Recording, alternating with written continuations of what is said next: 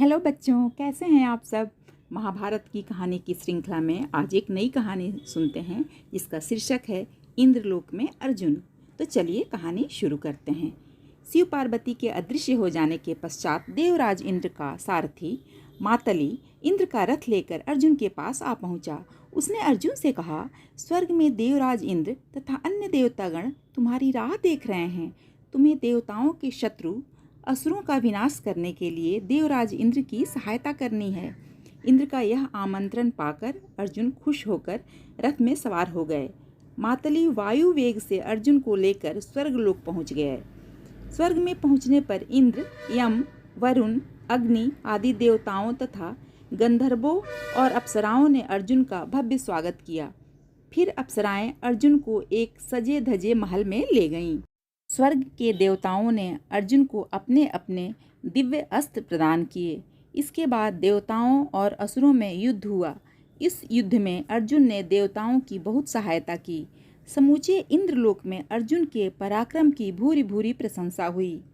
5 वर्ष तक अर्जुन स्वर्ग में ही रहे। इन 5 वर्षों में इंद्र ने देवताओं से उनके दिव्यास्त्रों के प्रयोग का ज्ञान प्राप्त किया। गंधर्वों के राजा चित्रसेन से संगीत की शिक्षा ली तथा अप्सरा उर्वशी से नृत्य सीखा। एक रात स्वर्ग की अप्सरा उर्वशी अर्जुन के पास आकर उनके पलंग पर बैठ गई। अर्जुन तुरंत पलंग से उठते हुए बोले, माताजी, आपने यहाँ आने का कष्ट क्यों किया? आपने मुझे बुला लिया होता, मैं तुरंत आपकी सेवा में उपस्थित हो जाता।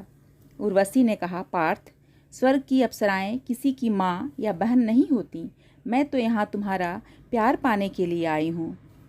अर्जुन ने नम्रतापूर्वक कहा, हे देवी, देवराज इंद्र मेरे गुरु हैं। आप उनके दरबार की अप्सरा हैं, इस नाते मेरी माता के समान हैं। इसके उपरांत मैंने आपसे नृत्य की शिक्षा भी ली है। इस प्रकार आप मेरी गुरु भी हैं। मैं स्वर्ग में एक विद्यार्थी के रूप में आया हूँ। तपस्या करना ही विद्यार्थी का परम धर्म है, इसलिए आप मुझ पर अपनी कृपा और आशीर्वाद बरसाइए। उर्वशी ने अर्जुन को ललचाने की बहुत कोशिश की, पर अर्जुन टस से मस नहीं हुए। इसलिए गुस्से में आकर उर्वशी ने अर्जुन को शाप देते हुए कहा, तुमने मेरे रूप का अपमान किया है, इसलिए तुम्हें 1 वर्ष तक पृथ्वी पर स्त्री के रूप में रहना पड़ेगा। लेकिन तुमने माँ के रूप में मेरा गौरव बढ़ाया है, इसलिए मेरा शाप तुम्हारे लिए वरदान साबित होगा।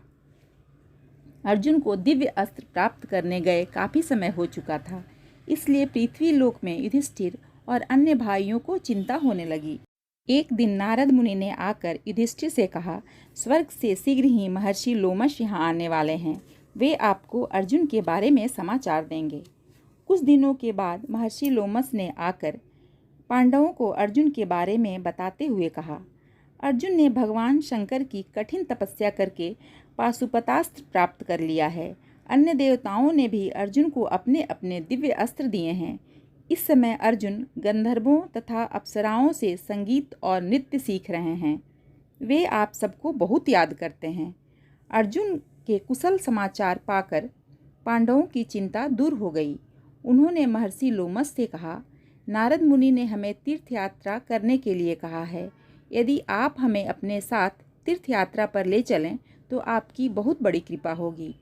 महर्षि लोमश ने पांडवों को अनेक तीर्थों की यात्रा करवाई। मिलने पर महर्षि पांडवों को इतिहास और पुराणों की पुरानी कहानियाँ भी सुनाते। इससे पांडवों को बहुत प्रसन्नता हुई। कहानी यहीं समाप्त होती है। फिर मिलते हैं अगली कहानी के साथ। तब तक के लिए बाय बाय।